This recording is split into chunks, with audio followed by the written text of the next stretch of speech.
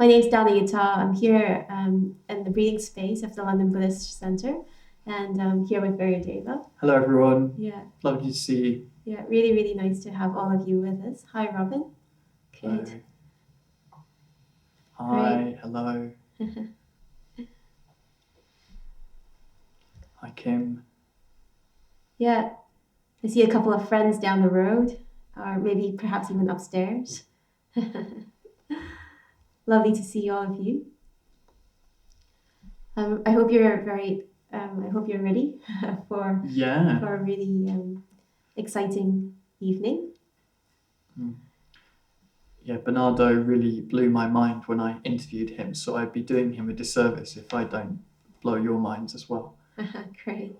I'll do my best. Good. It's a big promise, isn't it? Yeah. So do say hello in the chat to each other if you'd like to. It'd be great to hear where you're tuning in from.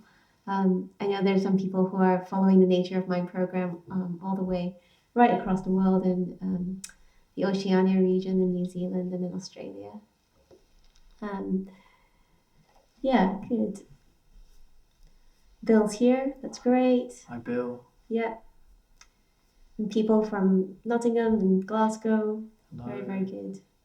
Very good. We'll be getting started in a couple of minutes. Yeah. Hello, Tony. Welcome. Mm-hmm. Great. And Sarah up in Newcastle. Wonderful, wonderful to have you. Yeah. All right, Adja from Istanbul. Hello, welcome. Oh, somebody from Istanbul. Yeah. Wow.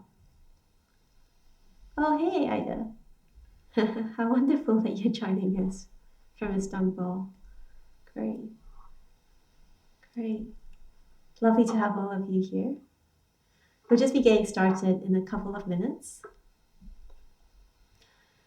Yeah. So welcome if you just joined us. My name is Danayutta. I'm here with Viryadeva. We've got a small team with us. Patrick and Tyler and Britta are in the room. Britta's on keyboards and Trying to think, maybe Tyler on lead guitar, I think. He's got the hair for it. That's just what I was thinking. Yeah. You can't see that he's got really great hair. He's got really great hair. Okay, we'll just be getting started in a minute. We're just allowing more people to join the Zoom meeting. But very, very lovely to have all of you. Good. I hope you're well comfortable. Good.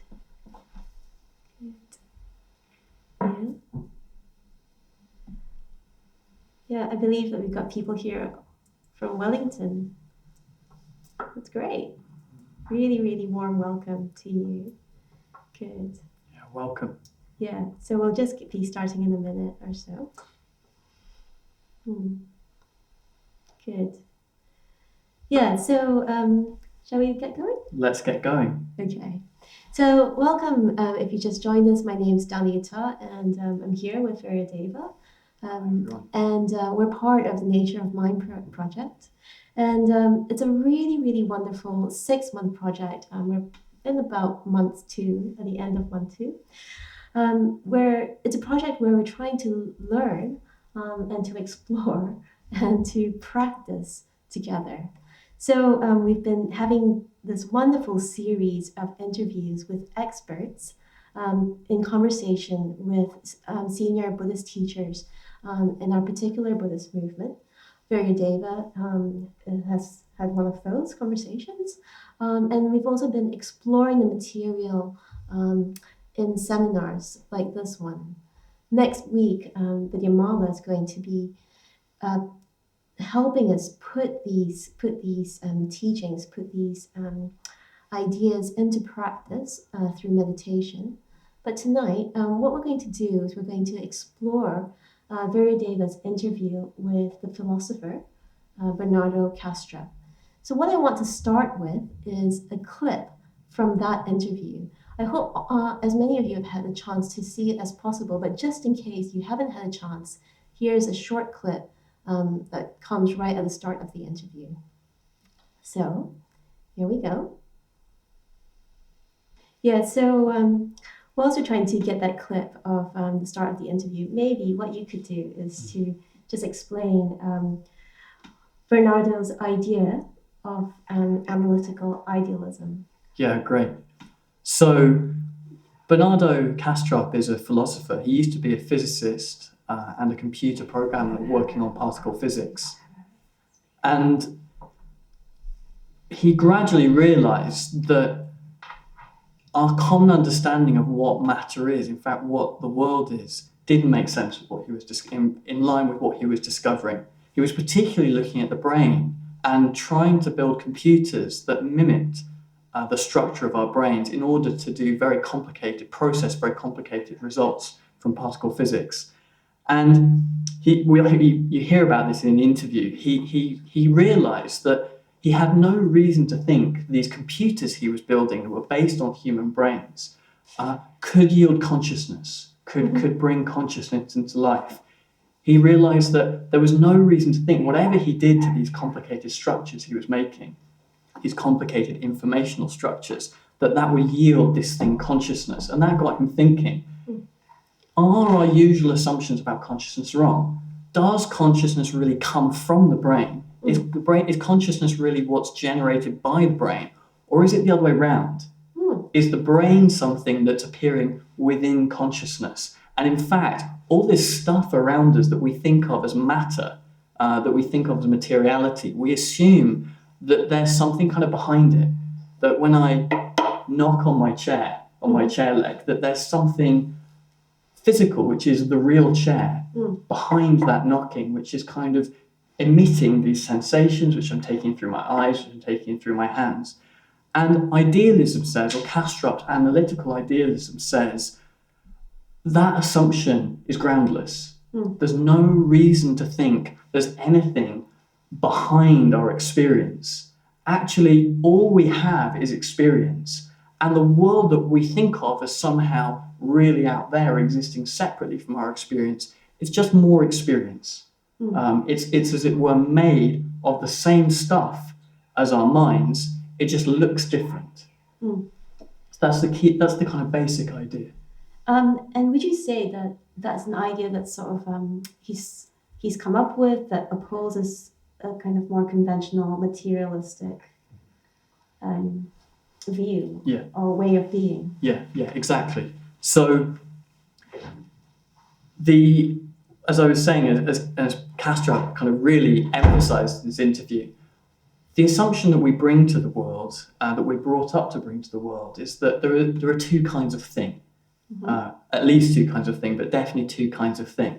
On the one hand, there's us and our subjective perspectives. There's taste, sound, touch, colour, there's emotions, there's feelings, there's my feeling of what's going on with the tech right now? How come the YouTube video isn't playing? Are they going to sort that out? There's the kind of tangle of my mind, all that stuff we're familiar with going on in our heads.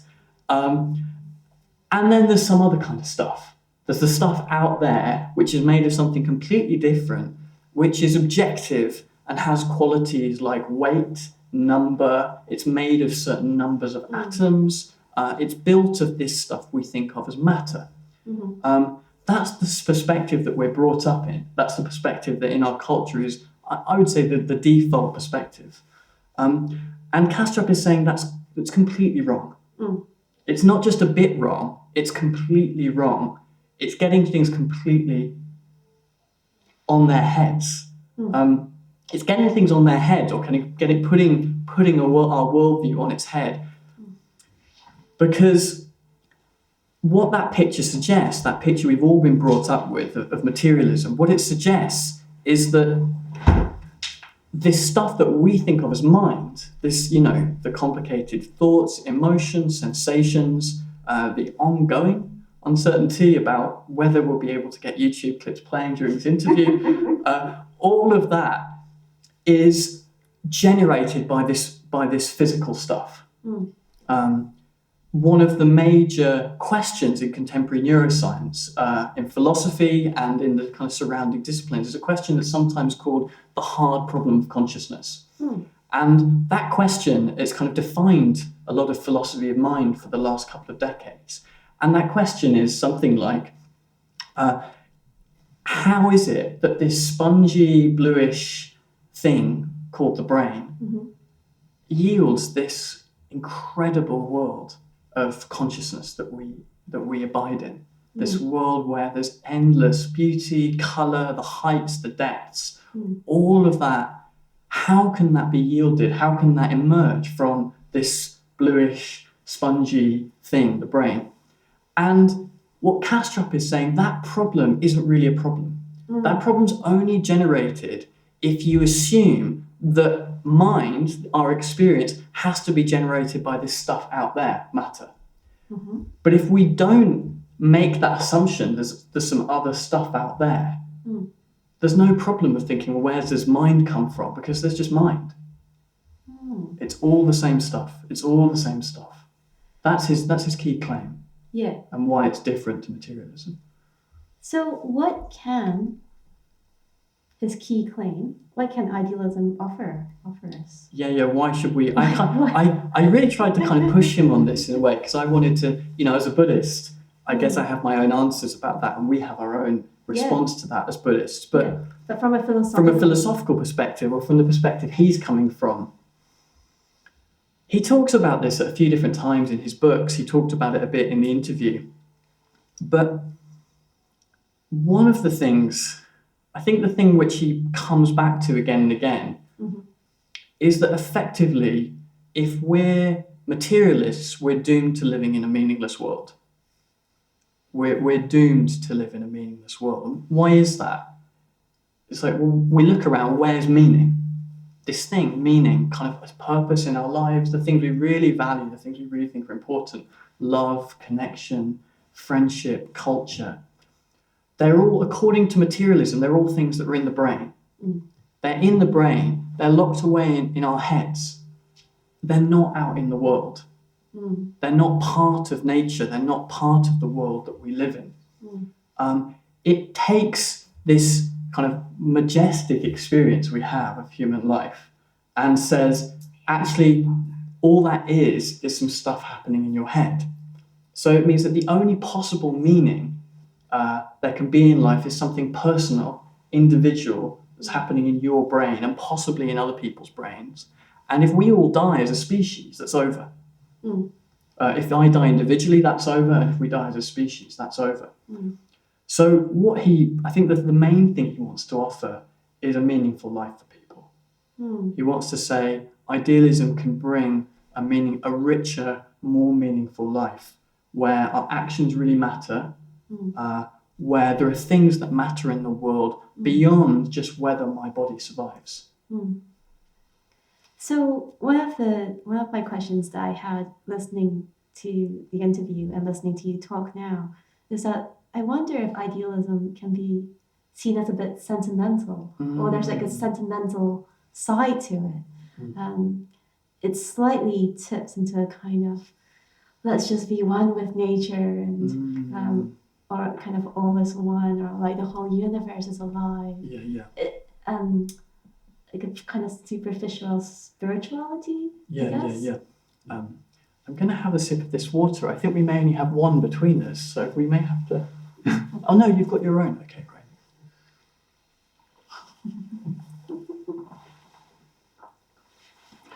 I think it's a really good question. And actually, I think it's a danger. Actually, one of the exciting things to me, obviously I'm a Buddhist and I live a full-time Buddhist life, but I was philosophically trained, is how rigorous, how in-depth, detailed and clear Kastrup's version of this idea that everything's mind is. But I still think there is a danger, actually. And, it's very much as you say, there is a danger to be like, okay, great, we're all one. We're all one. There's meaning in life everywhere. And I'll just kind of float around. And actually, that's a bit of a fantasy. It's just a bit of a fantasy mainly because this view we have that the material world is really real and it's really separate out there. Firstly, it's shaping everything that we do in our society. I would say this, Kastrup certainly would say this. I would say it's shaping more or less everything we do in our society It's a world run on the basis of this idea that there's a physical world, that we're essentially, the things that are most essential about us are not part of that world. We're separate from it. And if this is just an idea you have, you probably won't really be able to transform yourself and transform your life in the way that deep knowledge of this idea demands, because it does demand a transformation. And maybe certainly Bernardo gets to that later in the interview and how it's transformed his life. And certainly Buddhism would say it both requires and brings about a deep transformation to begin to see this clearly. Mm. Mm. So you don't think it's sentimental? No. Well, I'm sure I'm not completely immune to sentimentality. Yeah. I think I do want to live in a world that's alive with meaning. Mm. And I'm sure I'm not always emotionally connected to exactly what that means. Yeah. My teacher, Sangharakshita, said that one of the dangers of being Buddhist is complacency. Is just sitting back and letting the world do its thing. And I guess the reason for that is exactly this. You think, I'm just kind of one with everything. It's all the same. There's war and famine and people dying and so on. But actually, it's all just one great ocean. It's going to come and go. So I'll just let that. I'll just kind of let that happen. So not just sentimentality, but also nihilism. Mm. Also the belief that actually nothing really matters, which Bernardo does really touch on when he talks about the possibility you could just kill yourself. And maybe we'll get onto that in a bit. Yeah. You could just kill yourself if you really want to know the true nature of mind. Let's come back to let's come back to that.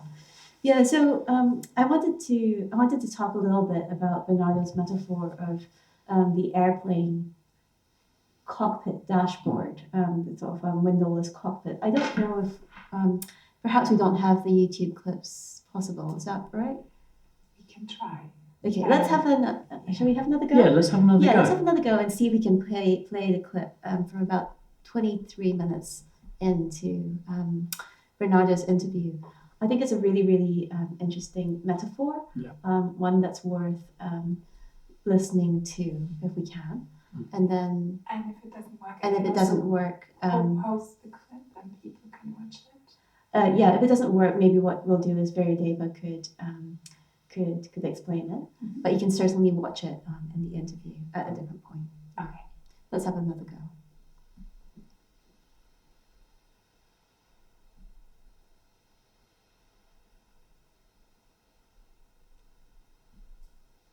Okay. So one more time. And then...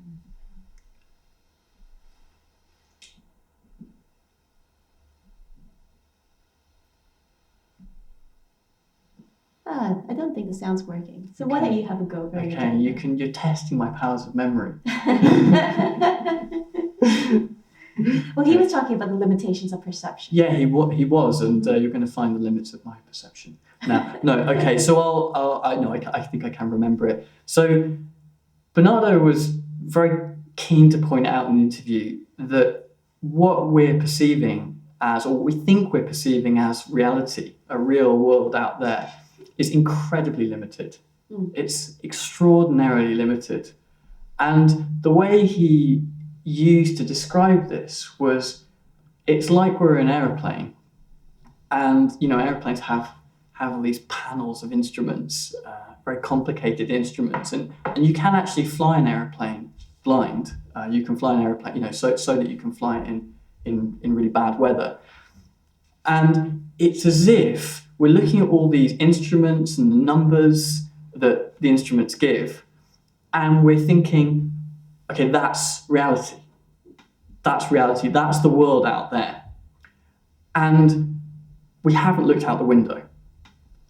We haven't looked out the window to see the vast skies that the view from the cockpit would reveal if we were to look up. So the metaphor is, just to be really precise about that, is that what we think of as physical properties, like weight, mass, size, density, they're numbers, according to this is Kastrup's argument, they're numbers that we give to certain kinds of perceptions. Measuring something is a way of perceiving it in a way that we can then split that perception up into a particular kind of formal set of properties. That sounds very technical, so I'll try and explain what I mean by that. But let's say you want to weigh out flour.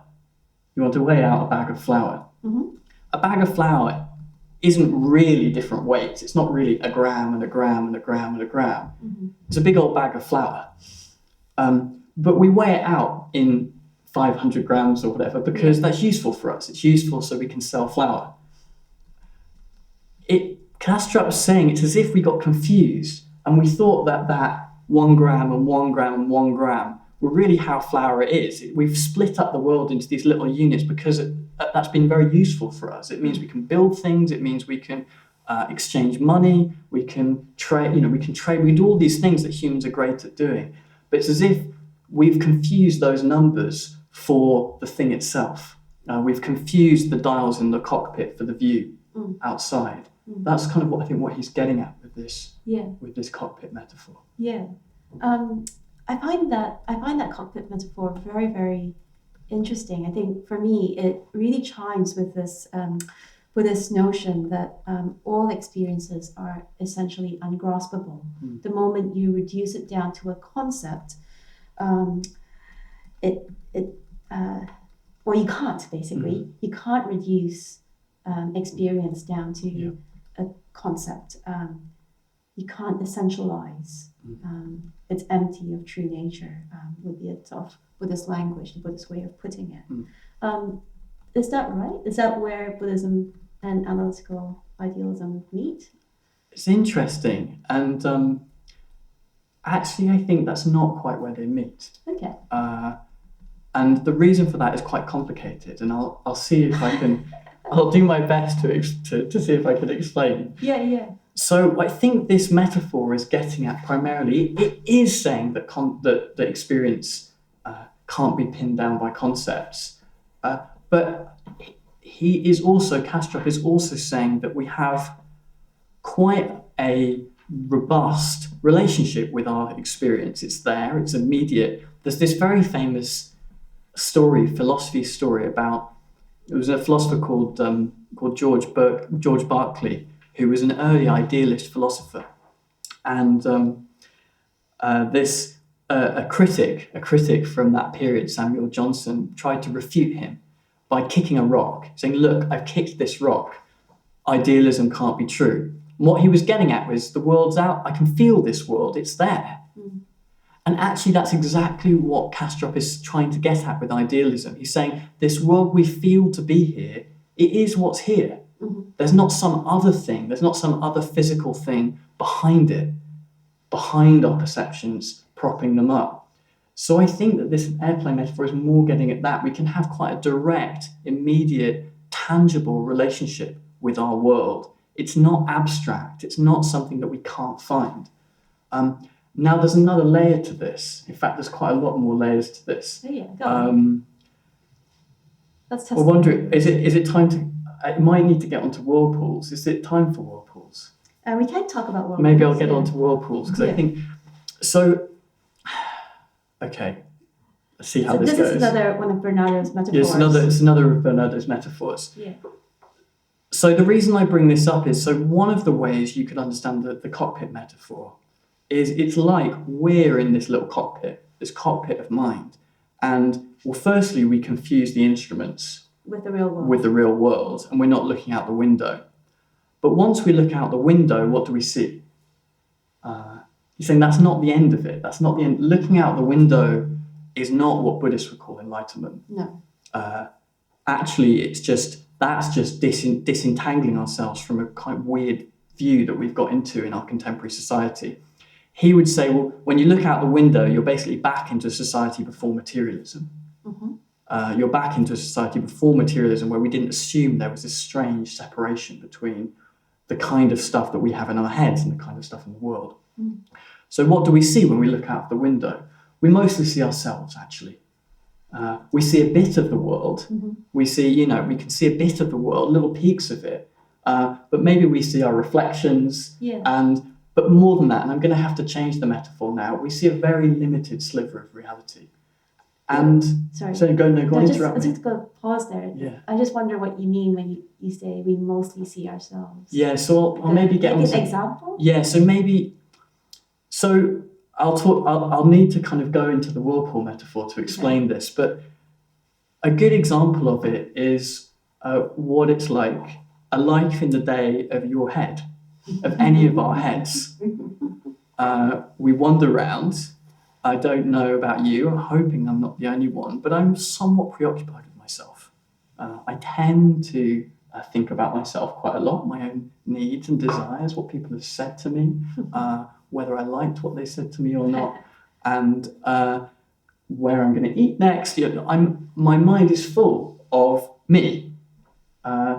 And what we tend to see, let's in a way forget about materialism, idealism thing for a moment. What we see, what the world of our perception, we tend to see ourselves. We see what our minds choose, to select out of the field of possible things that we could see. So, for example, if I do actually happen to really like skateboarding. As a skateboarder for many years, when I'm walking around the city, I tend to really notice if there's a little place in the city that would be good for skateboarding. And I also really notice when people are skateboarding around and I can't see anything else at that time. I think we're probably all a bit like that. We probably all have things that we tend to see. We tend to kind of see more than others. And Bernardo makes a very radical claim about that. He says all our perception is like that. That our whole perceptual reality is shaped by what we tend to want to see, which is another crossover with Buddhism. So I think I'm going to try. Is it okay if I go on to explain the whirlpool metaphor? Because I think that will help explain what this means. So Bernardo says, let's suspend our disbelief, if we have any disbelief in his ideas, and let's assume that he's right. And we tend to think that we're in here and then the rest of the world is out there. But let's assume that everything is consciousness. It's like there's a great ocean of consciousness spreading out to endless space, endless time. And within that, at a certain point, little whirlpools form, which is like a living being emerging, a conscious living being emerging. So why is a conscious living being like a whirlpool? The reason is it's because consciousness tends to, according to his idealism, tends to kind of gather in these little kind of momentum-fueled spirals. And these spirals gradually turn into kind of tunnels, like a vortex. It's as though the whole of experience, we're already aware. I mean, this is a strange idea for us to get our head around, but it's this whole field of experience. It's aware, but it's not self-reflexively aware. It's aware maybe in the same way as a very simple animal is aware. It's responding to stimuli. Bernardo would say there is something it's like to be the universe, which is an idea we could maybe go into later. So there it's getting itself, it's getting its own image bounced back. He actually later on in one of his books moves on to say we should imagine the ocean of mind is an ocean of mercury. So these whirlpools are reflective. These whirlpools are reflective, and what they reflect back is their own walls. So going back to the cockpit metaphor, what it's suggesting is that we're in this kind of very tightly bounded space that we think of as, we think we're seeing the whole world, but mostly we're seeing our own sensory apparatus, picking and choosing from this very, very complex spread of data. In fact, Kastrup would say it's a kind of infinite. We're actually exposed to all of the currents of the ocean of mind. And we're picking out these tiny little bits of currents, and we pick out just what's useful to us to survive. And the rest of it is invisible. So just staying with the whirlpool metaphor, when you were talking to Kastrup about it, at one point he said something quite dramatic. You asked him, how do you get out of the whirlpool? And Kastrup said, well, you kill yourself. Yeah. And that was quite dramatic. It was quite dramatic. He then also, later on in the interview, talked about, quite movingly, he talked about his own debilitating medical condition, health condition. But I wonder what you made of that. Yeah. This thing of how to get off a whirlpool. I was a bit surprised he said that in a way. He's someone I think he likes to provoke. I think my sense of him is someone who likes to provoke a response. So I think, as sort of said, there is a trigger warning here. And I don't think we should take him seriously. Categorically, he's not saying we should. I don't think he's saying that would be a good idea.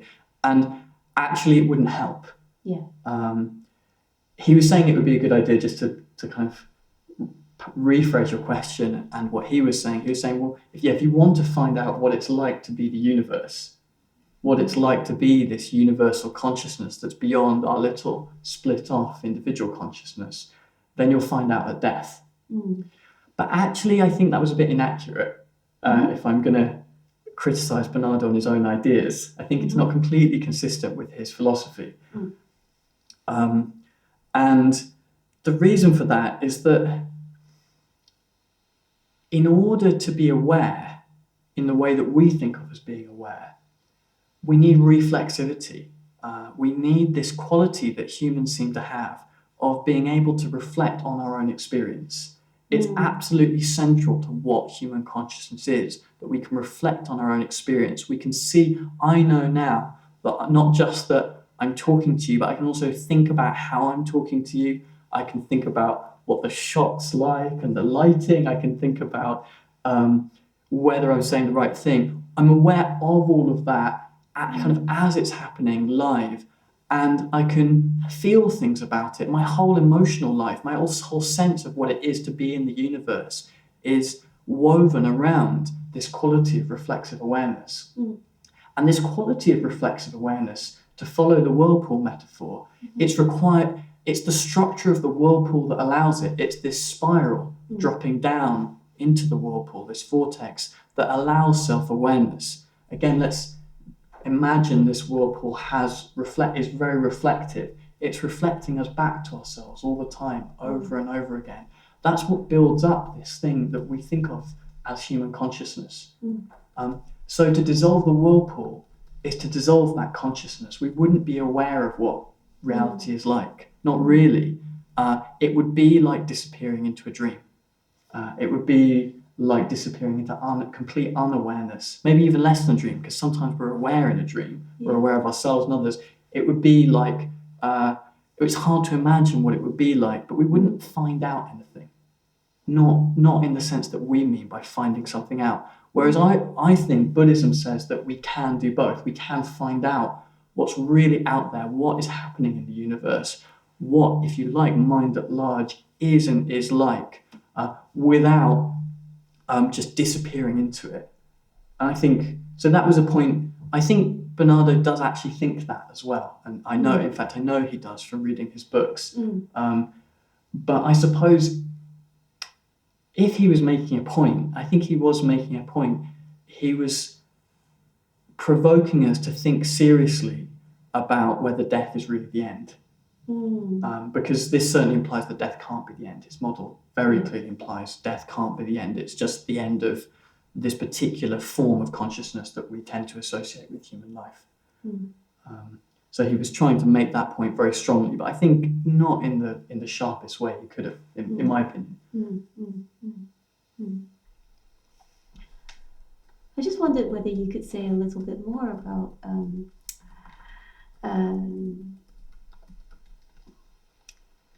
I don't know if you want to, but maybe Buddhism and what it might say about consciousness at the point of death. So, actually, I think that there is a confluence here, a coming together between Bernardo's ideas and Buddhism's. Because certainly the Buddhist tradition has always said very consistently that death isn't the end. There are different interpretations of what that means, and that's changed a lot over the centuries. But it's been very consistent. Death isn't the end. And in fact, it can't possibly be the end, because we are not this self that we think we are. We're much more, much bigger than this flesh and blood brain thing that we think we are. So when that dies, that can't possibly be the end of everything. And Bernardo says that as well. And actually, the whirlpool metaphor is one of the best metaphors I've ever heard for explaining how. So Buddhism claimed that we're reborn after death, according to our karma. We're reborn according to the ethical patterning that we've lived out in our lives. And the consequences of our actions, positive and negative, will continue to play out after death. And what Kastrup's metaphor suggests is it's like the whirlpools build a certain amount of momentum. They build a certain amount of momentum, and then they partially dissolve. So remember, you have the whirlpool, it's the cone at the top, and it's also a funnel. Yeah. So it's like the funnel is what we think of as me and my physical body, this funnel of reflexivity. But you also have the kind of upper cone of the whirlpool, which is much looser, there's kind of eddying currents.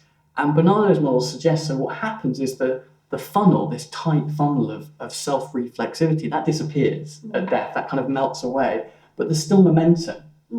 I'm extrapolating here on the basis of Bernardo's ideas. He doesn't say exactly this. There's still this momentum, and another whirlpool just reforms. And it's got some things in common. It's got some of that momentum. A lot of the patterns that were created in the previous lifetime will be sustained, but it'll also be a bit different. It'll re-emerge as another living being. So I think it's a very good way, actually, one of the only good ways I found of explaining what in a way that we can imagine how rebirth might actually work. It's very hard to understand how it might work for us brought up in the culture we are. Yeah, but it sounds like a beautiful metaphor. Yeah. Especially if you think of the water or the fluid as mercury. Yeah. Very, very beautiful.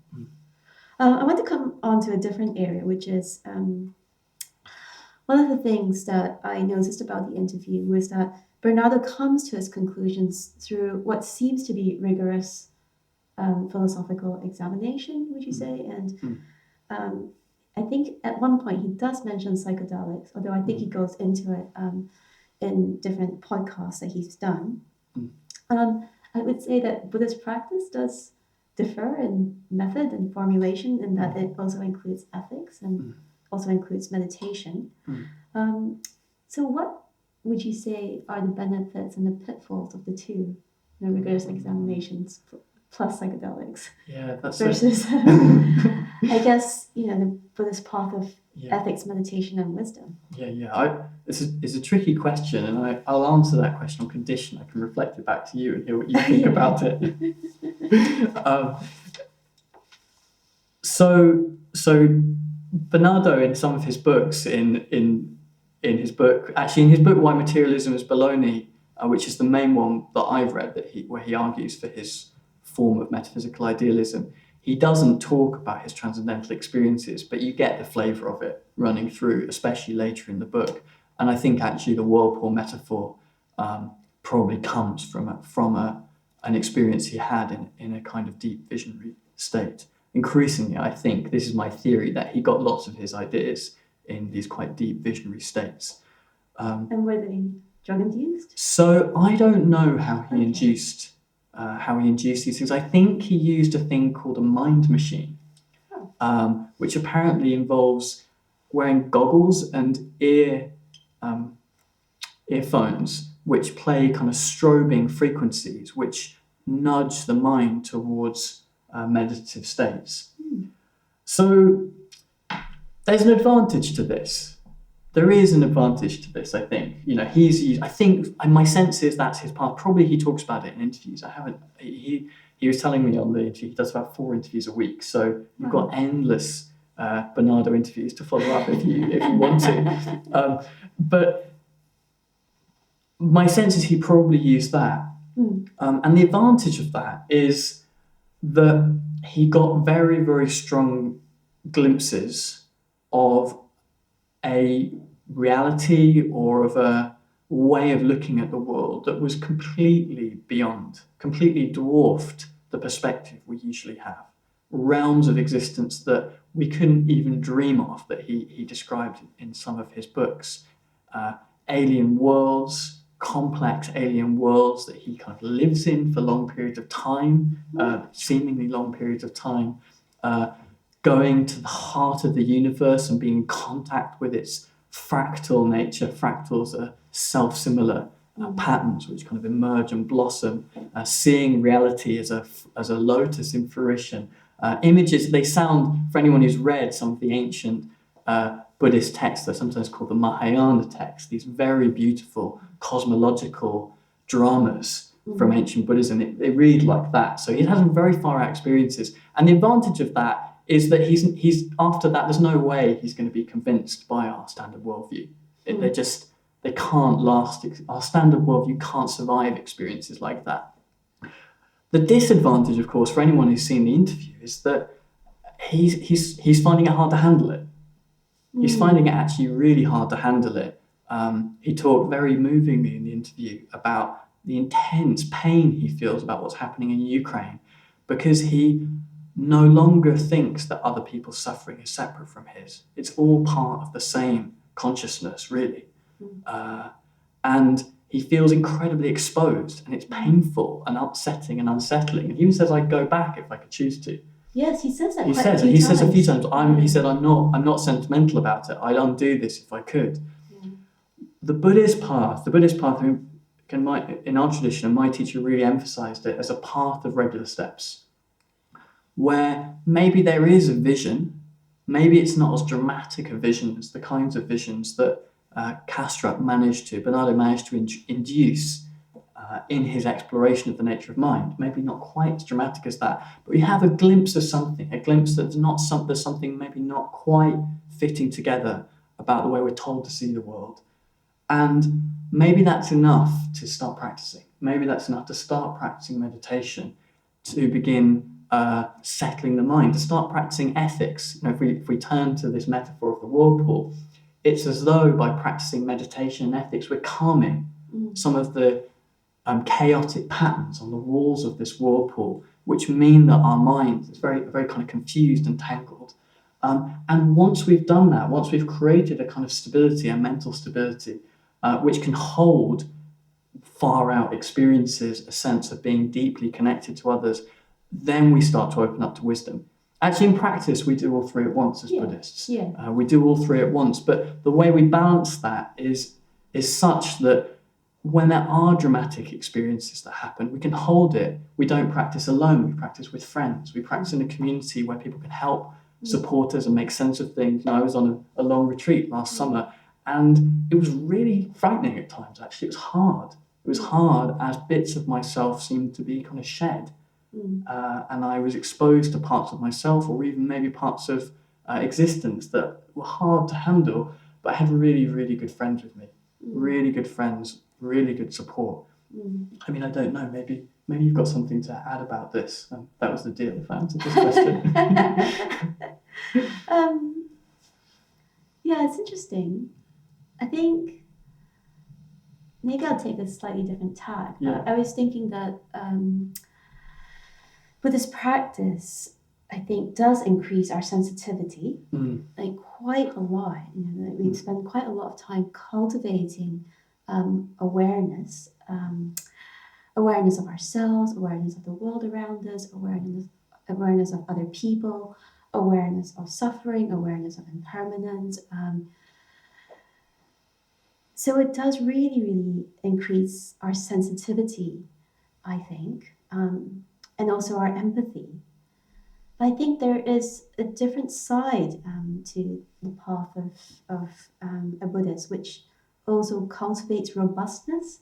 So I guess if you're doing a balanced practice well, you don't just increase sensitivity, but one also increases in robustness. So we cultivate friendships, we cultivate through a lot of practice of love and kindness, a kind of confidence in ourselves and a confidence in other people and a confidence in a kind of groundless ground of being, a confidence in love, I would say. Yeah. So I think Buddhist practice is quite balanced in that way. As we increase our sensitivity, we also increase love. I found it quite sad watching the interview at points, particularly that bit where Bernardo said that he's not romantic, and that he would undo what he's done. I actually found that quite sad. I think for me, in my life, I do want to feel more connection with the world, more connection with suffering, so I can love more. Yeah. Does that make sense? Yeah, I think that does make sense. And I think in a way as Buddhists I think there's some really, really valuable things in his model that we could build on. And if we return to the whirlpool metaphor again, it's as though we need to, this whirlpool that is our mind is actually very unstable. It's wobbly, it moves around, the currents in it are chaotic. And the Buddhist path is a path of creating a stability, a really stable basis for this incredibly precious thing we have of awareness, of reflexive self-awareness, which is also what allows us to be aware of others. A really stable basis for that, so that, if we're using this whirlpool metaphor, we can then start to go beyond the whirlpool's limits, out into wider reality in various ways, in reaching out in love to others, as well as penetrating into the heart of existence, which is more Bernardo's tack. And we can do that from a place of really great stability, really great robustness. So maybe I'll ask you one more question, and then we'll have a bit of a break. Yeah. With reference to all of his work, so the interview with him, but also his books, what do you think is the most valuable thing that we can take away as Buddhist practitioners? Well, you sort of started to touch on it already. Yeah. So there's two things, and I don't think I'm going to be able to tell you about both of them. So I'm going to give you the headlines, and you can maybe ask in the chat if you want to know about the one I don't get asked about. So the headlines are, I think it can tell us what happens when people gain enlightenment. It can give us, that's too strong. I think it provides a really good, helpful model for understanding what might happen when we gain enlightenment. That's a better way of putting it, more qualified way of putting it. And I think it can help us to open out to the possibility that human beings are not the only intelligent, sentient beings in our world. The Buddhist tradition is full of these archetypal figures. We've got some behind us, actually. These Buddhas and Bodhisattvas who don't seem to exist in the way that we usually think of beings existing. There's one with a sword that's as if wielding his sword over Danayutta right now, Manjushri, who seems to reappear to people again and again in the history of Buddhism to teach them. Now, in our worldview, we think of that as a story. We think of that as a helpful story. Bernardo offers a possibility of seeing that very differently, seeing them as beings that who have an autonomous existence that we can get in touch with. So those are the two headlines. That's beautiful. And very, very mystical, actually. Yeah, very, very mystical. Okay, so what we're going to do now is we're going to break for about 10 minutes. And then after our break, what we'll do is we'll take questions. Well, Viryadeva will take questions. And what you can do is to put your questions in the chat, but also you can put your virtual hand up at the bottom of your Zoom app. But let's take a 10-minute break now. Thank you, everyone. Yeah, so we're just going to start again in a minute. Just to remind you that if you'd like to ask a question, do put your hand up. You can click a little button at the bottom of your Zoom screen and put your virtual hand up. And the alternative to that would be to put your question in the chat. If you put your question in the chat, Patrick's going to be compiling some of the questions and asking them live on your behalf. Hopefully you have questions, but if not, I've also got a few more. Great. Yeah, do take this opportunity to help us explore the material together. Okay. Good. Yeah. So I can see that Amy's got her hand up. So why don't we go to Amy and find out what her question is. Good. Good evening. There's quite an echo. Do you?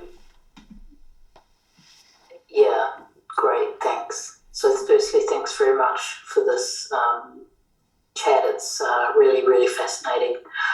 I just wondered, how do you contact those mythical beings? Unmute us? You'll need to unmute again. Yeah, we'll need to unmute. Great. Really, really good question. I really hoped someone would ask that, because for me, it's the most exciting part of Bernardo's thought. So I'm going to have to kind of wind back a bit to the whirlpools to explain this. So let's imagine again that there's this ocean of consciousness, and conscious entities are little vortices, little spirals in this little whirlpools dropping down into the ocean. So what it implies, this is a really hard idea to get. I found this hard to get my head around, but it's really key. What it implies is our physical bodies, as we know them, our sensory apparatus, our skin, etc. That's what this whirlpool looks like from the perspective of our perception.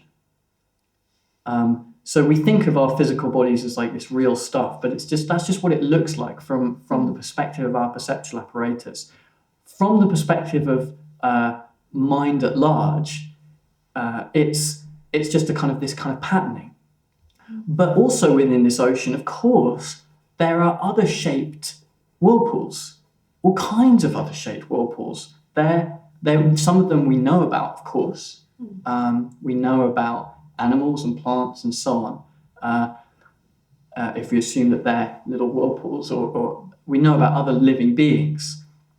But those are perhaps, or Kastrup argues, those are the whirlpools whose, if you like, the kind of undulations of theirs, they affect ours in a way such that we can perceive them.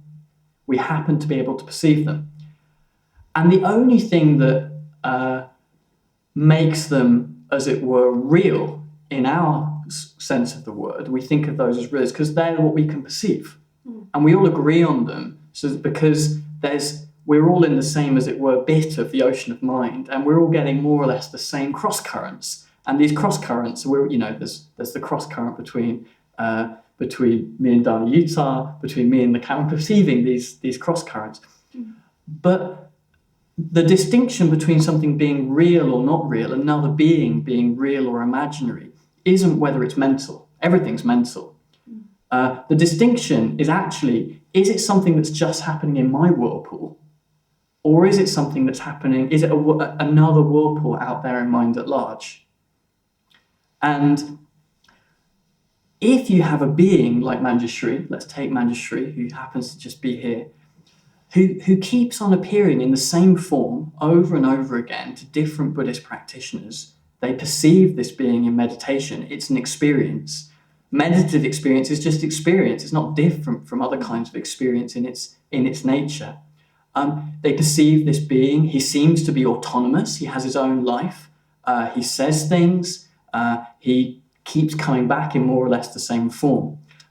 He meets our usual standards for something being an independent being, a living being. The only reason we in our society now think he can't possibly be a living being is because we think living beings have to be material.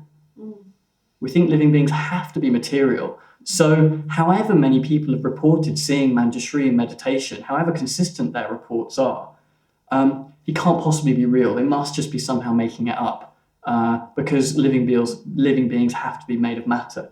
But of course, this implies that actually nothing's made of matter. Everything's made of mind. So all of those things are up for grabs. Ghosts, spirits, telepathy, all of these phenomena that science finds it so hard to explain under materialism are potentially explicable. That doesn't mean that every report of someone seeing a ghost is true, but it opens up the possibility that if there are consistent reports of people saying the same thing over and over again, that those things are their own whirlpools in the medium of mind.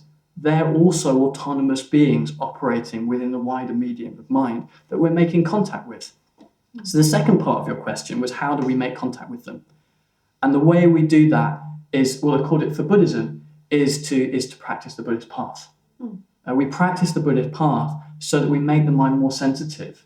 There's less noise in our own whirlpool, there's less noise in the vortex of our own consciousness, and it becomes more sensitive, more attuned.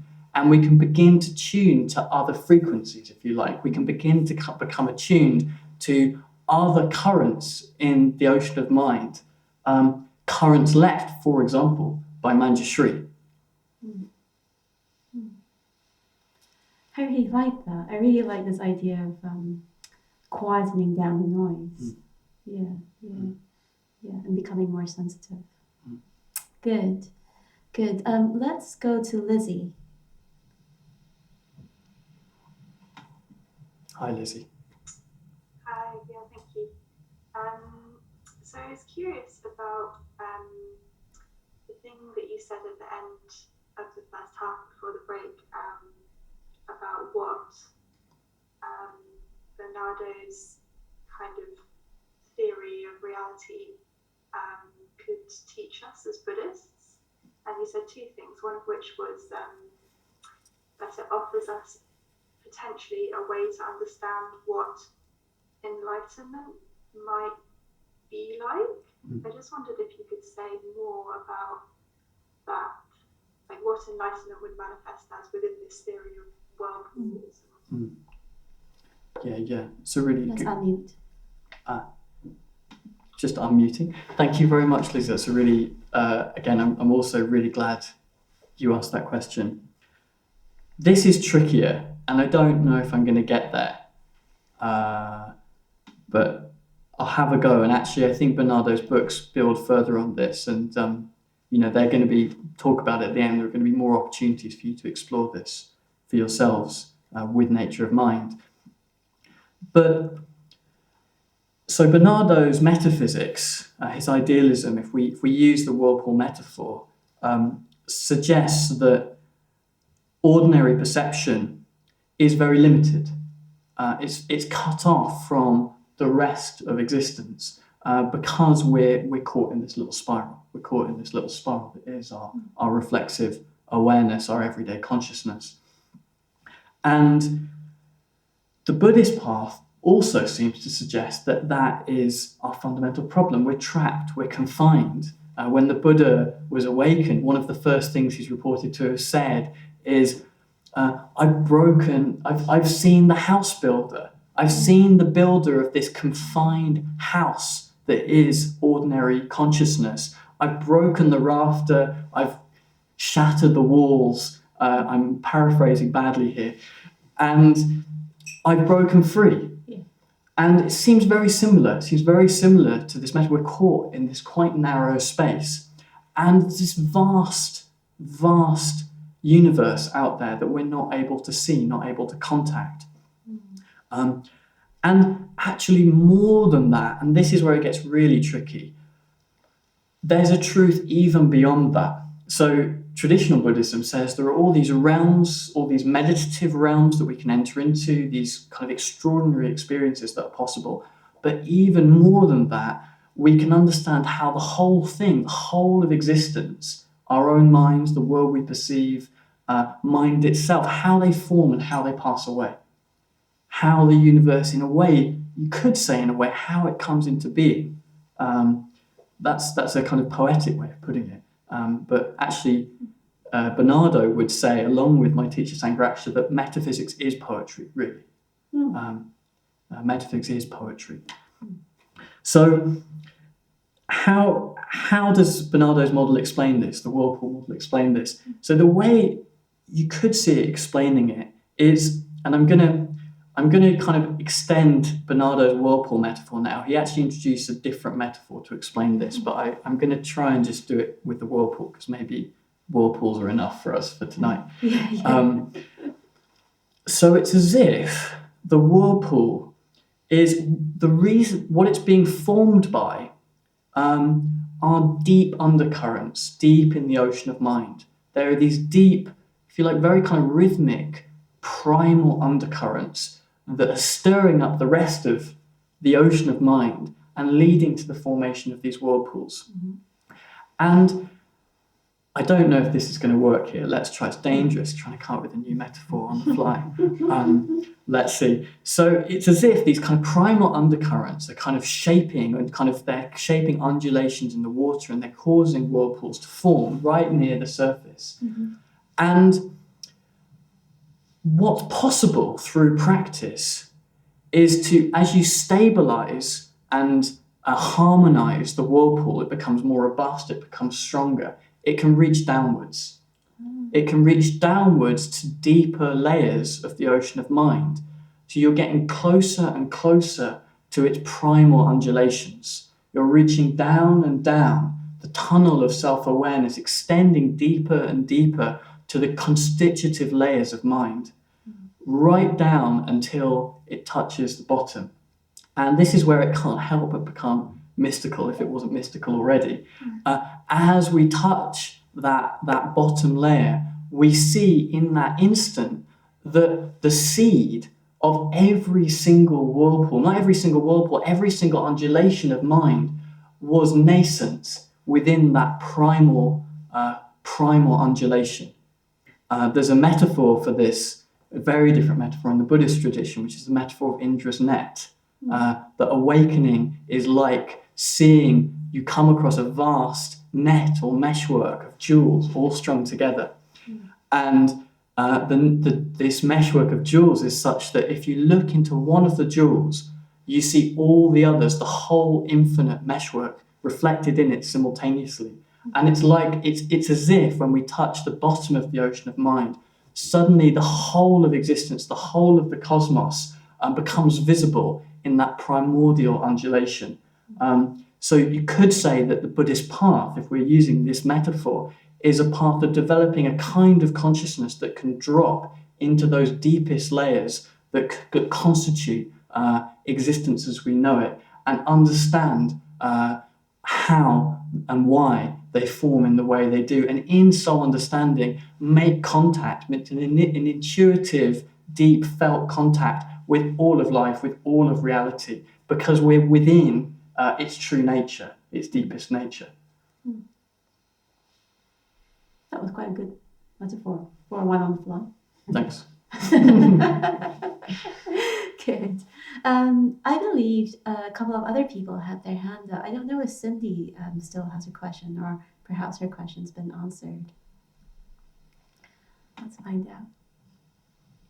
Hi, it's really about metaphors, and the metaphor of the dashboard I thought was one of the most illuminating I'd actually heard, for seeing how you try and make the perception you've got, you then build an image trying to make something concrete, whereas it's just not needed. It's just, just be with the experience and trust in the experience of your perceptions directly.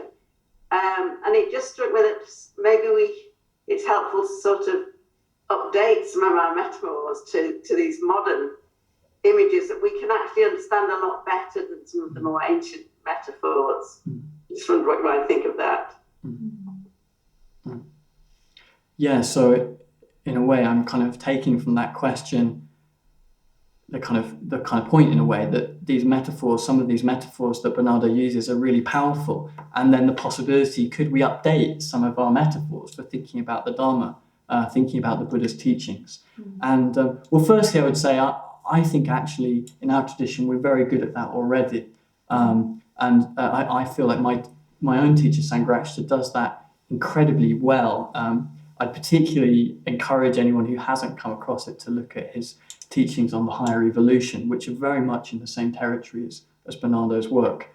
But I'll put that aside for now and just say, I think one of the really powerful things about Bernardo's work is that he uses metaphors and images that will convince people who are not spiritually inclined to take these ideas seriously.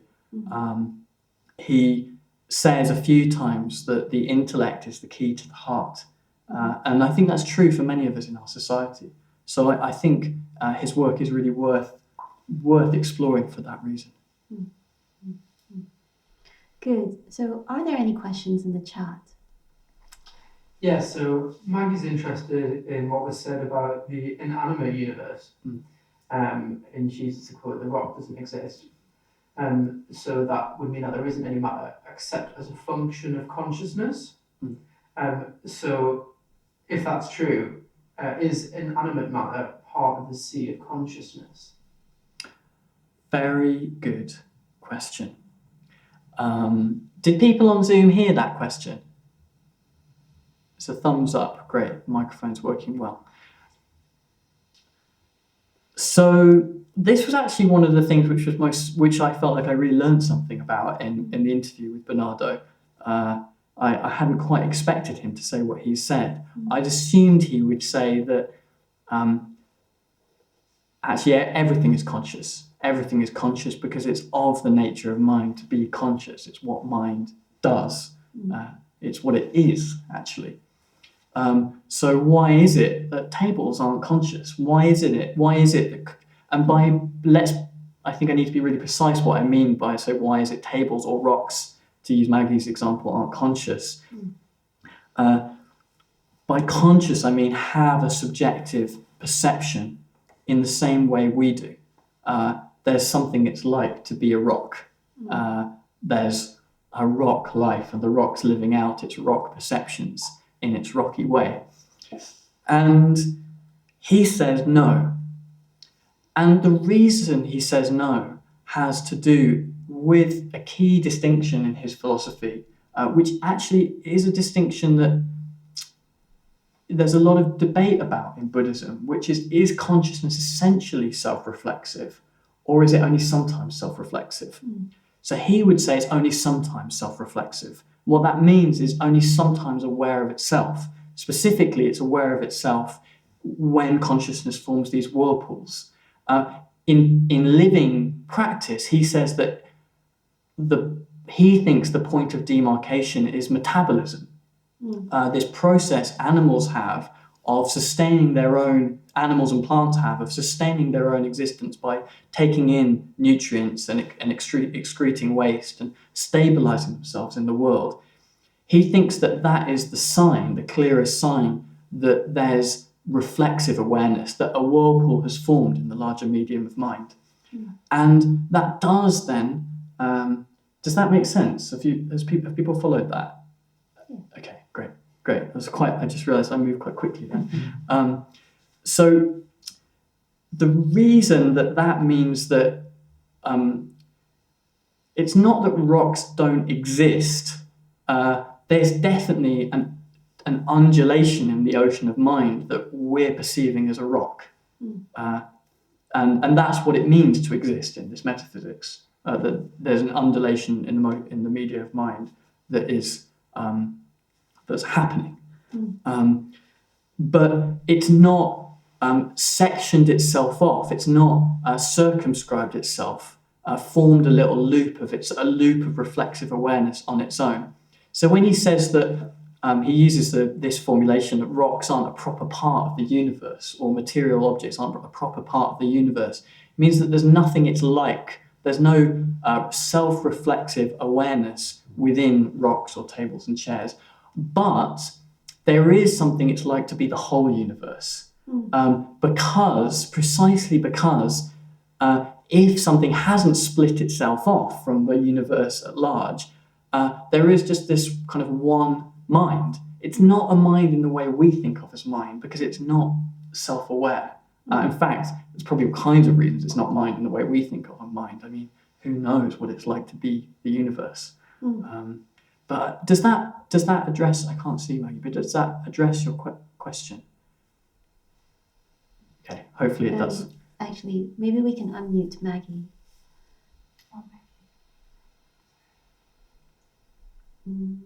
We can find her. Third row down, I think.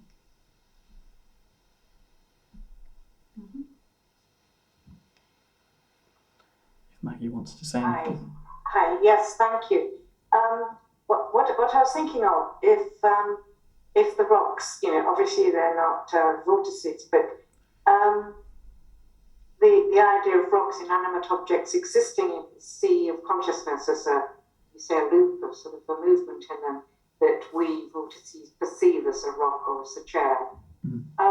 If they're in the sea of consciousness, then do they have the potential to be sucked into a vortice and become animate? So in a way, you're muted. Could you unmute us? Thank you. Actually, that is happening as you speak. Oh, right. Because you're breathing. We're sucking in air, and the oxygen is becoming part of us. It's becoming part of our bodies. The bit of the medium of mind that is air is being pulled into the vortex of mind that is us, and is becoming part of it. When we eat, the same's happening, and so on. I don't think I can digest rocks. I think they might just go straight through, so no chance for the rock, but bread, Maybe yes. Maybe parts of rocks. Yeah, maybe parts of rocks. Yeah, well, rocks through other processes. Yeah. Becoming soil. Yeah. Thank you. Okay, I think Tara might have a question. Why don't you? Maybe we can. Yeah. Can you hear me? Oh, hi. I didn't know how to put your hand up, the yellow hand. No, I was just wondering, does he compare his philosophical model on metaphysics to any living communities on Earth? Does he talk about shamans or pagans or tribal communities that you'd imagine are very much deep into their vortex of the undercurrents? Or Buddhists? Does he discuss this or not? Because I've just come across him through you guys today. Yeah, great. Yeah, thanks, Tara. So he does actually talk about this quite a lot in his books. He basically says that. So this is the bit that I wasn't clear about until the interview with him, actually, which was that pretty much every society before our one now has had much more of a chance to go deeper towards the kind of deep undercurrents of mind, because no other society has assumed that mind is just in here.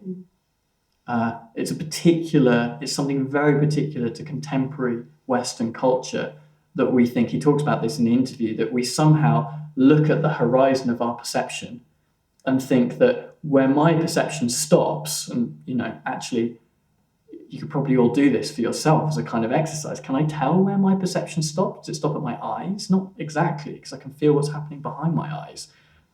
Where my perception stops, some other, completely other world starts. No other societies assumed that, which is why we talked about this a little bit in the interview, why other traditions are full of forest spirits, of trees that can talk, of all kinds of strange beings, because there was no reason to assume that the rest of the world didn't have the same qualities that we have in our own minds. So those societies, in a way, we've got an extra barrier to awakening in our society, which is why we in this project we're going on and on about materialism. We're going on and on about secular materialism and its dangers, because it's like we've got it harder than Buddhists have ever had it before, than anyone wanting to practice a spiritual path have ever had before, because there's this extra barrier of separation. Beings have always felt separate from the world, and actually that is deluded, and that was what the Buddha was getting at. But there's an extra layer of separation that we've added, that we need to somehow disentangle ourselves from if we're going to be able to awaken to how things really are. Actually, that was one of the parts of the interview that I was quite interested in, where there seemed to be a little discussion between you and Bernardo about whether the separation was innate or acquired, it seemed to me. Yeah. Would that be one way to describe it? Yeah, exactly. So I had confused the separation that we make as in contemporary society of mental stuff and physical stuff with the fundamental separation that Buddhist psychology says that humans make merely by being human beings. In order to live in the world, in order to have ordinary perceptions, we have to have a sense of an inner and an outer. It's how we're born. It's the deepest root of our minds that we see things like that. So that sense of separation is inborn in human life, but that extra separation isn't actually. It's culturally, it's kind of taken in through our culture.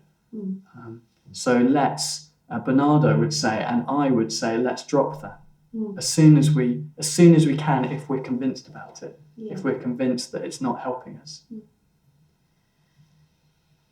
I'm just wondering whether you could sort of give us a taste of how one might drop that. Yeah, I was. So. How do you convince yourself? How do you convince yourself? Enough to want to drop it. Yeah. And then how do you drop it? I think it probably depends on what kind of person you are. It's probably very, very personal. Again, it'd be interesting to hear your relationship with that view, Danayutta. But for me, it was having a vision of something that didn't fit with materialism, seeing the boundaries of perception kind of fall away. And at a certain point, quite early on in my time meditating, had an experience of seeing inside and outside blur quite dramatically, and seeing that my mind was making the world that I perceived. And I wasn't a very dogged materialist, though, I have to say. I wasn't that convinced anyway. But for a lot of people, I think it's very, very gradual.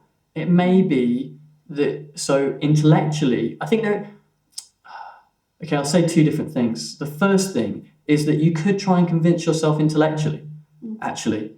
Often in kind of spiritual circles, there's a bit of a thing about ideas of the enemy, because thoughts are the enemy, right? Because it's thoughts that get in the way of us being happy, because we're always caught in our thoughts. Buddhism would say, no, it's deluded thought that's the enemy. Actually, thought is a key tool. We can't unpick the views which cause us suffering unless we think clearly. And so something you could do if you want to be convinced is read about this. You could read Bernardo's books. You could come to more of these seminars. You could really interrogate your own beliefs. So one way in which you might think, oh, I'm not really a materialist. I'm not really a materialist, but how do you relate to death? What do you think will happen to you when you die? Do you think that illness and death are the worst things that could possibly happen because it will just be the end, there'll be obliteration? If you do think that, you're probably a materialist deep down.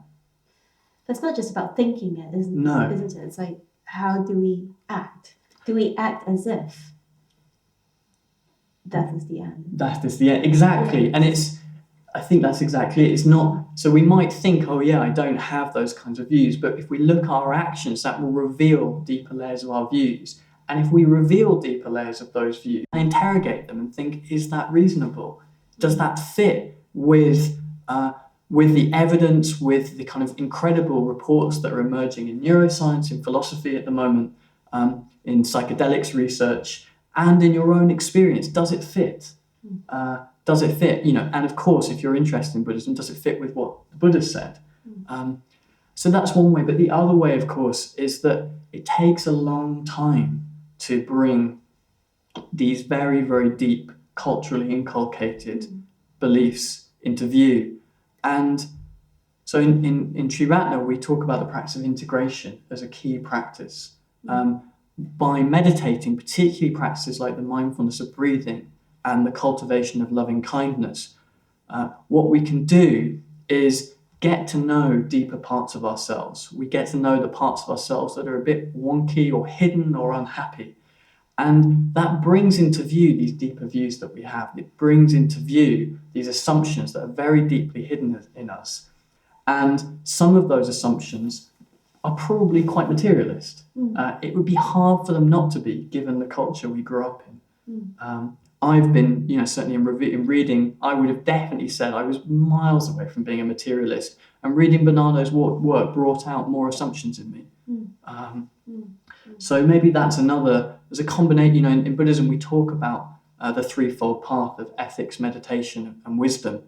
And in ethics and meditation, we practice integration. We practice getting to know ourselves very much more deeply and getting to know ourselves in relation to others. And those practices can then form the basis of wisdom, form the basis on which we can really challenge and interrogate our deeply held views. Great. So, are there any more questions, Patrick? Yeah, we've got a few. Satchimanas is wondering about what the possibility, if suffering could come to an end under idealism, and what that would look like. Maybe it's worth actually trying to define suffering.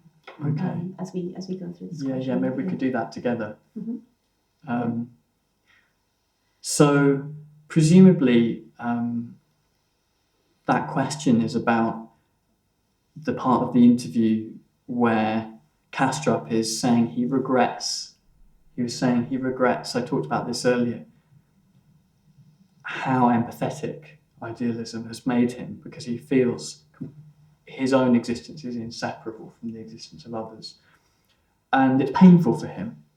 Presumably it's painful for him because it's as if he's feeling the pain, the physical pain, the turbulence, the unsettledness, the uprootedness of people in the Ukraine at the moment, which is the example he gave. And so what suffering is there is, he's talking about some kind of basic human pain of various kinds. But of course, Buddhism digs more deeply into it and asks, well, what exactly is suffering? And maybe you could say a bit about that, if you'd like to. Wasn't quite sure where you're going to go with that. Oh, well, I've got somewhere in mind. Yeah. I suppose there is, technically, theoretically, three kinds of suffering. Actual pain, so if I stomped on your toe, that would hurt, and that would be pain. But then you could also be going, why has she stomped on my toe? She hates me, and that would be an emotional layer to the experience. But it's sort of like a slightly abstracted layer. And then there might be another layer of a kind of existential suffering. So maybe we could kind of reframe the question in which, if any, of these three layers of suffering that Buddhism posits could be transcended, could be gone beyond under a kind of idealist metaphysics, if we kind of bring an idealist metaphysics to bear on Buddhist thought. So, in a sense, you could say all three. Sometimes the traditional answer is, oh no, just the second two. So there's the pain. It's the pain of stubbing your toe. You can't get rid of that. That's just part of being in the human body. The second is, of course, the pain of, ow, that hurt. Why did you stump on my toe? And just to kind of reiterate for people, maybe it might be helpful. And the third is, this whole situation I'm in, what does it even mean? There's something fundamentally wrong here. I don't know what it is. So I would say under idealism, it's all three in a way. The reason it's in a way is because, so to be in a human body, to be the kind of vortex, in the ocean of mind is to be a certain shape. And that particular shape will give rise to certain kinds of sensations that we call pain. And certainly in the Buddha's life, when the Buddha was moving towards old age, he was in a lot of physical pain. He was in physical discomfort. But if we say that, it's easy for us to get the wrong end of the stick, because the perspective that's been opened up by awakening, it's the whole cosmos that's opened up by awakening, the whole limitless cosmos. And if we're thinking of the ocean of mind, even if we look at the ocean of mind in terms of just our world, it's very small in the scale of the cosmos. It's like almost non-existent. So if we think about the Buddha's spinal pain in relation to being in contact with the whole of the cosmos, it's so small as an event that it's hardly matters. It's kind of vanishingly small thing. So, and under idealism, if we take that, if we kind of use the sort of slightly adaptive metaphor from Kastrup I used, if we can deepen that our consciousness down to the primordial layers of mind and make contact thereby with the whole of the conscious ocean of mind, we will be in contact with the whole cosmos. So that's why I would say, yeah, absolutely. It offers the possibility of going beyond suffering, even if, from an outsider's perspective, my toe still hurts. Yeah. And actually, from an internal perspective, my toe still hurts. But what that means is so different. It's depersonalized. It's not personal. It's like depersonalized would even make it sound too cold, because that's makes it sound you wouldn't care about it. You would care about it in the same way you'd care about the suffering of all beings. Deeply, intimately, you would care.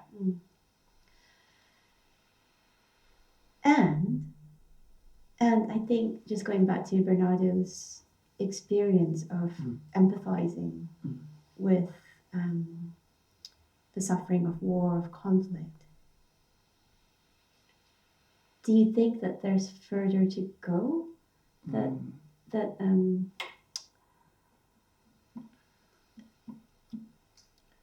Further for him to go? No, not him personally, but if all this practice, all this rigorous examination, all this striving, one could say, ends up in lots and lots of empathy and, in a way, more suffering. Yeah. Is that where we're trying to end up? Yeah. No, absolutely not. And I don't think he thought that's right where he's trying to end up. And he said as much in the interview. No, I've got further to go. And from a Buddhist perspective, the reason why he was so destabilized by these insights into the nature of mind that he'd had were because his mind hadn't developed the right kind of shape to hold those experiences. It hadn't become stable enough. It hadn't been imbued enough with positive qualities of love, of kindness, of equanimity that allow us, that form the basis of us relating to other beings suffering without feeling overwhelmed, instead with a response of active kindness, of active love. So that's not where we're ending up. And actually, in a way, Buddhism is saying that we can really transform the shape of our own minds. We can do that in a way that will mean it's possible for us to hold any amount of suffering. That what's happening for Bernardo is, it's a step along the way for him. Buddhists tend to approach things differently. You do the cultivation of kindness first, and then you would do the smashing into reality. Good. Let's go back to Cindy, who has her hand up. Hi again. Sorry, this is going back a bit to a sort of earlier discussion, but it's the metabolism discussion about that. That's the distinction between those sort of beings or elements that have sort of some consciousness and those that don't. I just found the metabolism argument a bit arbitrary? Mm. I mean, having read his books, does he give any kind of justification why he chooses that?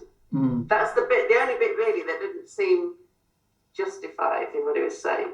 Mm. Yeah. It's very much a philosopher's argument he's making. So you're on mute. Oh. We'll get the hang of this eventually. We've got 5 minutes to go.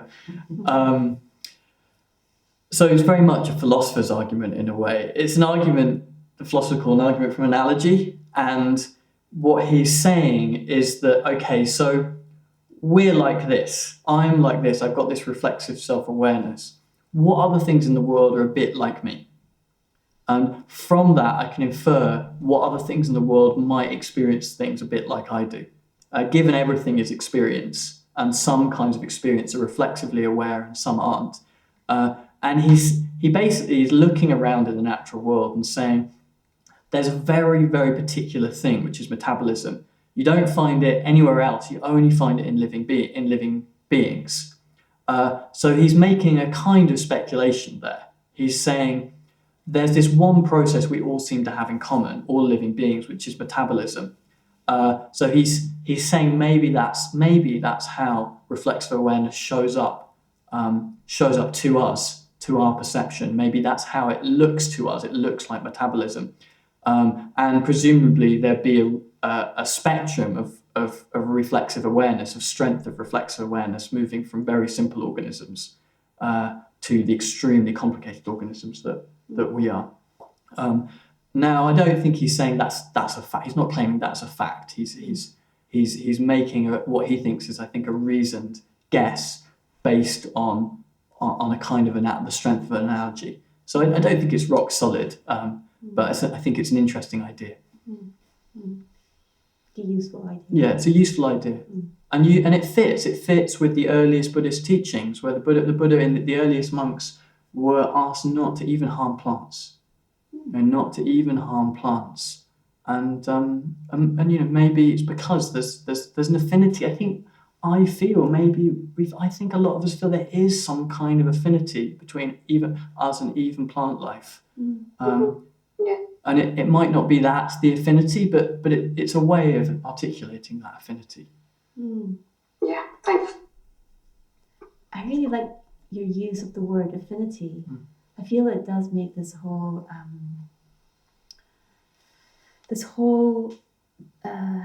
this connection, or that inanimate objects as a collective, I guess, have a kind of consciousness. I think when you use the word affinity, what it brought out for me was that sometimes you can walk into a space and feel like they're alive, or feel like it's got a certain personality. Like walking into a shrine room. I think you don't even have to be a Buddhist.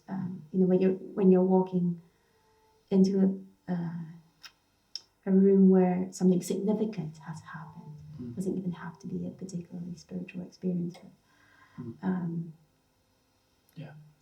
places have tangible life, I guess. Yeah. Is what I'm saying. Yeah, absolutely. Yeah, and I think this way of looking that Bernardo is suggesting provides a really helpful way of understanding that, because there are certain undulations in mind that we're particularly receptive to, that are particularly meaningful, significant for us, and the momentum of consciousness.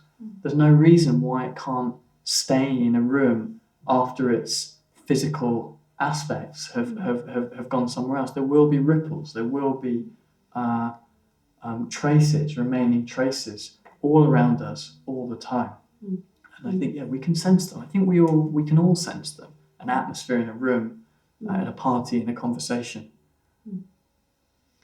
So we're coming to the end. I don't know if there's anything you want to say, any final words, any areas that you haven't covered that you want to draw out. Well, I've got 2 minutes, don't I? Yeah, 2 or 3. I think there's something I haven't really said, which I think is really significant, and it's significant to me because it touches on the issue that we started with, which is this issue of meaning in life.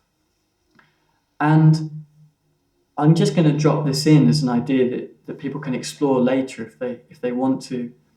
But something really fundamental about our own minds, Bernardo says, but also Buddhism says, is something like volition or desire.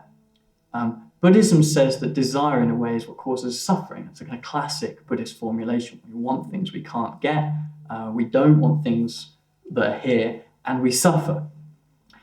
But that desire is pointing to something, according to Buddhism and according to Bernardo's thought, that's more fundamental about mind, which is that volition, movement, dynamism, emotion, the quality of mind moving towards things, moving away from things, is a fundamental feature of mind. What experience is in a way is mind moving. It's mind making a movement, and what mind is experience. It's right at the heart of mind. So what that opens the possibility of is desire or will that's not human. That somehow, in some sense, and again, I haven't reminded us very often that these are all metaphors. Everything we've been talking about tonight is metaphorical. But it's as if the universe can want, can desire, and maybe there is something that universe wants through life, through human life. It might be that the universe is trying to realize something about itself. So I'll leave us with that thought. Good. On that note, what we'll do is we'll go to Viryadeva, who's going to be leading an exploration, a meditative exploration of this material, starting on Monday. Good. So can you hear me okay? Good. So hello everybody, lovely to see you all, and thank you so much, Viryadeva and Danayutta, for that really fascinating opening up of the mind. So yes, I'm going to be leading meditations Monday to Friday, starting on Monday. There'll be a half-hour introduction, half-hour meditation, and then a half-hour Q&A, or maybe we'll hear from some people's experience in the practice. And the way I'm going to approach it is very much through this lens of experience. That's the thing that Viryadeva said right at the beginning of this evening, that this approach of Bernardo and the approach of the Buddha is, in a way, all we have is experience. That's the only thing we really know.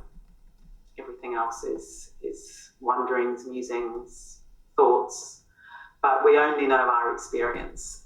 And one thing we can taste, if you like, or we can open up to in our experience is a state of being that's more open, less tight, less contracted, less rigid than our normal way of being. And in a way, we just need to have a little taste of that it's possible to move from being tight, separate, closed down, to a little more open, a little bit more spacious, a little bit more fluid, and then we can get confidence in that. And maybe we can even think, well, perhaps that process is one that's infinitely creative, knows no ends, no bounds. And I think this image of the ocean and the whirlpool is really, really good. But the way I'm going to approach it is that it's not like, we're in our little whirlpool and then we think, oh, I just want to be in the ocean, and we can just relax into the ocean just like that. Doesn't seem to be that way. Or it might be that if we do, I haven't watched all of Bernardo's interview yet, but from what I've heard tonight, it sounds like he's had some quite big experiences, but maybe they've been, they've left him with, empathy that's very, very powerful, maybe a little bit hard to manage, if you like.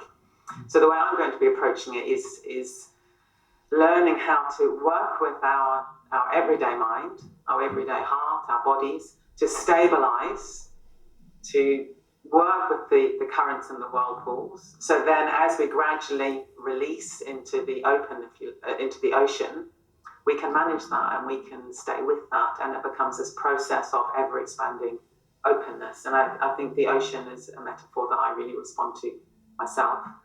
The way I've been thinking about it is we get kind of caught up on the top of the ocean, getting buffeted about by the waves. So we need to learn how to manage the waves so we can remember there is a big ocean beneath us.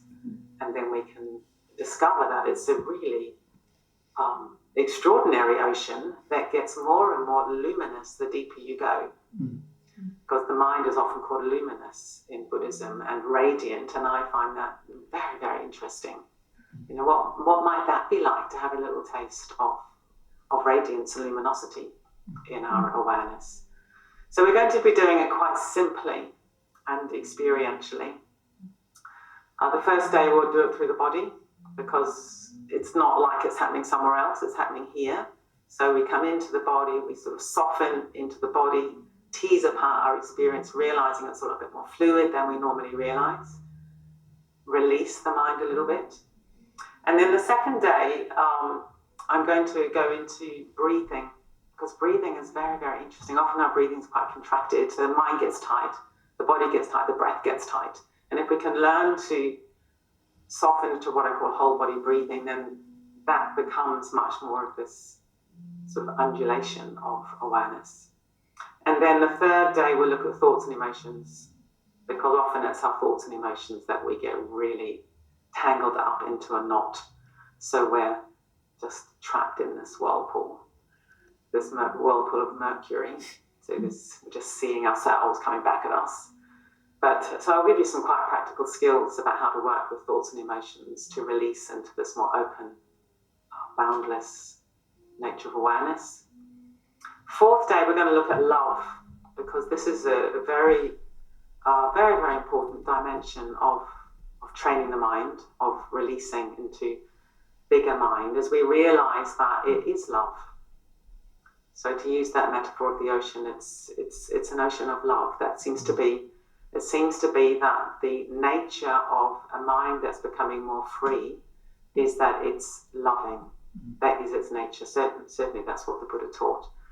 So I think we can think our way to that, which I'll introduce on Thursday. I like what Viryadeva was saying, that we can use thought, use reflection, interrogate our ideas, and quite logically you can think your way to love, and then also we can experience love. So we'll do a whole day on that. And then Friday, I don't know what we're going to do yet, because that's 5 days. Well, it's 7 days.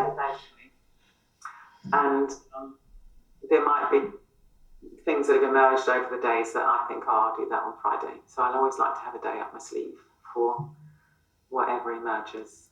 Yeah. So I really hope that you can come. It'll be suitable for beginners, suitable for people who already know how to meditate. So tell your friends.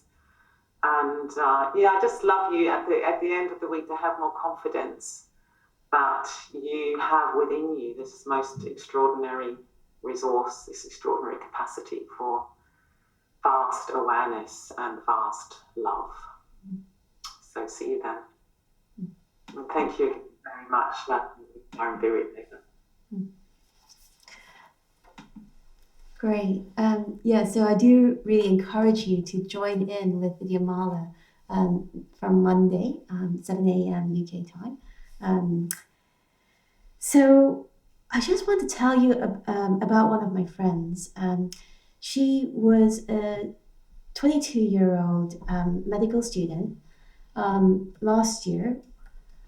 And she was also not just a medical student, she was also working in one of the big hospitals in London.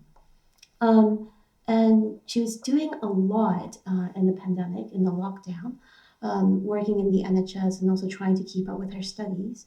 And unfortunately, being in such a strong, difficult situation, she turned to drink and drugs in a certain sort of way, quite understandably. But fortunately, she came across an online course that was being run from the London Buddhist Centre called Life with Full Attention. It was a mindfulness course. And she said that she turned up every week just to see a friendly face. And she didn't learn anything because mainly she was high all the time.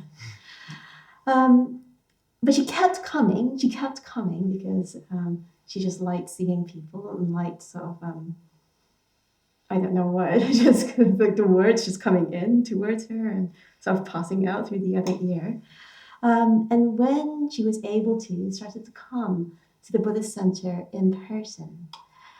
And then she turned up on a summer retreat that I was leading at Viryadeva, one of our very beautiful retreat centers in the countryside. And that those 10 days in August last year were the first 10 days that she was completely sober. She told me that she brought a joint with her. And I did encourage them to put their confessions into the fire, but she didn't because she was worried that it would smell. But my point is that my friend found us online. She was in quite a lot of suffering. She found us online and transformed her mind, changed her life. And by being able to do that, she is changing people's lives every day, all the time. At the moment, she works for a medical charity. And today, what she was doing was trying to help this charity respond to the war, to the conflict in Ukraine and Russia. Mm-hmm. So I want people like her to be able to find us, more people like her to be able to find us. And I would really like you, if you can, just to join in those efforts. Like and share what we do, but most of all, I would really appreciate it if you were able to donate some money. So we're offering all of these events for free because we want everyone to be able to come. £50 for this whole cycle, the interview, the seminar, and the morning meditations would make such a big difference. And what £50 will mean, or any money that you give will mean, is that people who haven't yet found us, haven't yet heard of the Nature of Mind project, will be able to find us. And in a certain sort of way, you might never meet them, and they might never be able to thank you, but it will go a long way. So Britta is putting the donation links into the chat. But do click on them. Do click on these links because the chat won't be accessible at the once the Zoom call finishes. So do click on the chat, the links in the chat. So a donation of £50 would make quite a big difference for this whole cycle. You could also join in on our other events. We're doing in-person retreats at Adhisthana International Buddhist Center. And also Viryadeva is going to be doing some seminars. Yeah, so if you found this interesting, if you would like to spend more time exploring Bernardo's work, but in more detail looking at its relationship to Buddhist ideas about the primacy of mind, then you'd be really welcome to join me for 3 more Saturday mornings. We're going to be running 3 Saturday morning seminars at the Croydon Buddhist Centre, but if you're nowhere near Croydon, you can also join via Zoom.